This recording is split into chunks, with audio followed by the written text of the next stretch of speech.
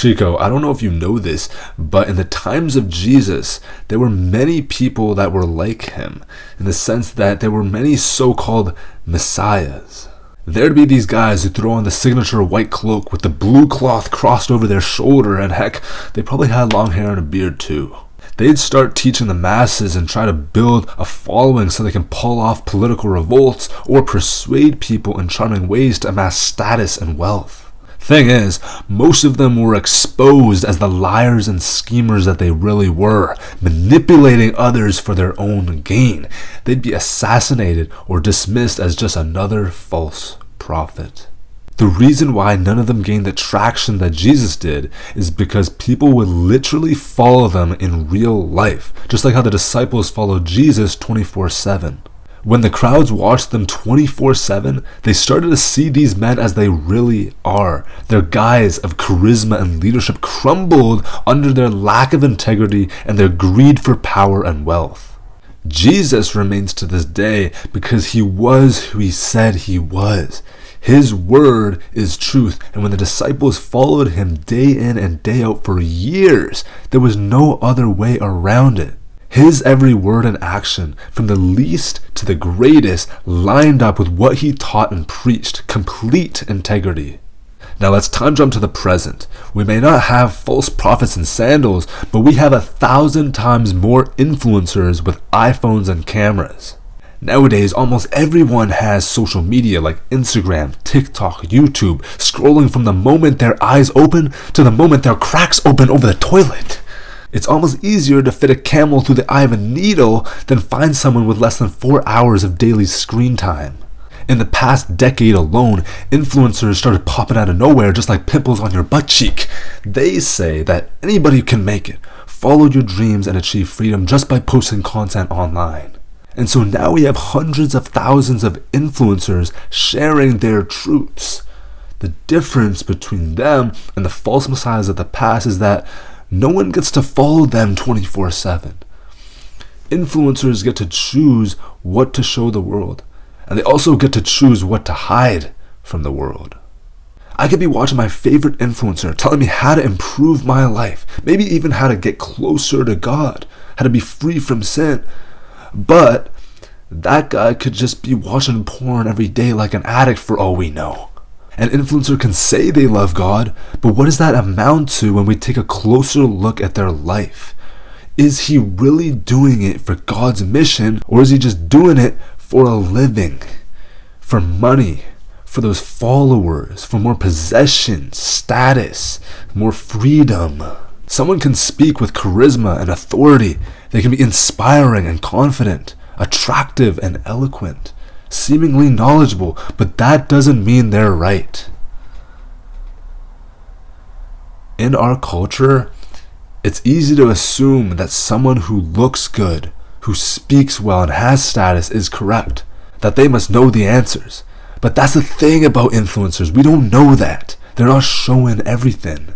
I'm not saying all influencers are bad, but what I'm saying is that we gotta be more mindful about the content we're consuming, who we're allowing to influence us. Proverbs 4 verse 23 says, "Above all else, guard your heart, for it is the wellspring of life."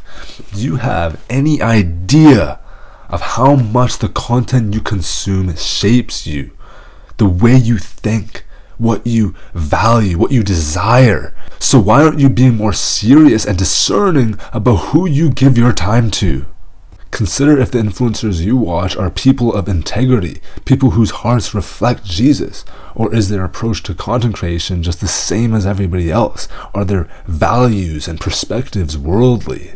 I'm gonna be honest, I don't really watch YouTube anymore, not even Christian YouTube, but I do remember one channel that I watched a couple years ago, but she stopped making videos because, God was calling her to somewhere else in Korea, and I just remember, like, she didn't care about subscribers or money. She was just, like, obeying God, and then when God told her to stop, she stopped and she moved on to where God was calling her next. Like, you knew the Spirit was on her. But for many other videos, I watch like 10 seconds and I just click off because like what is this? Half of this stuff is just against what Jesus says. Like, are these influencers our masters, or is Jesus our master?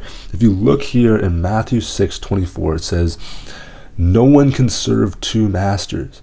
Either he will hate the one and love the other, or he will be devoted to the one and despise the other." Like, you will be pulled in two different directions.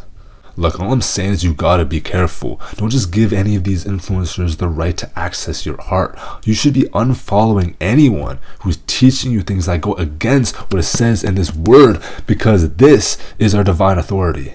Another problem is that you don't even know what's in the word, so you don't even know what's right. So you gotta start reading the Bible and stop consuming content, because I'm pretty sure that Jesus should be our top influencer. We become who we watch.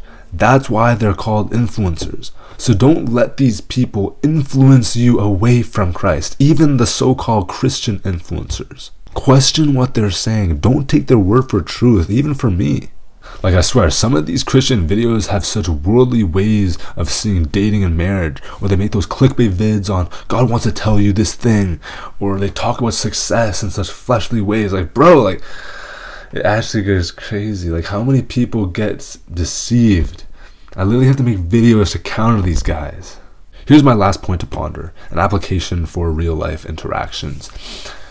Maybe we should be shifting power away from those who are loud, charismatic, articulate, towards those who are quieter, less confident, meek.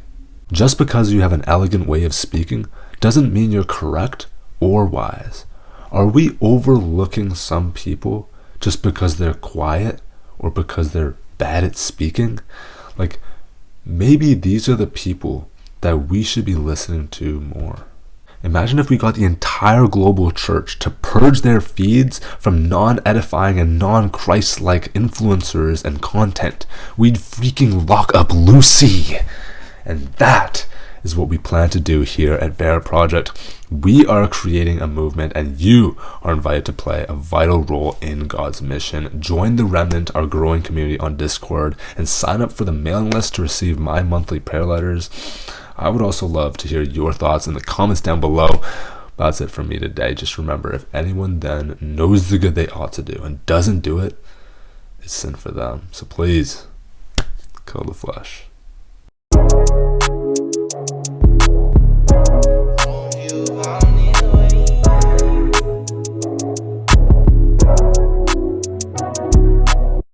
Phone up, girl, I need to go silent.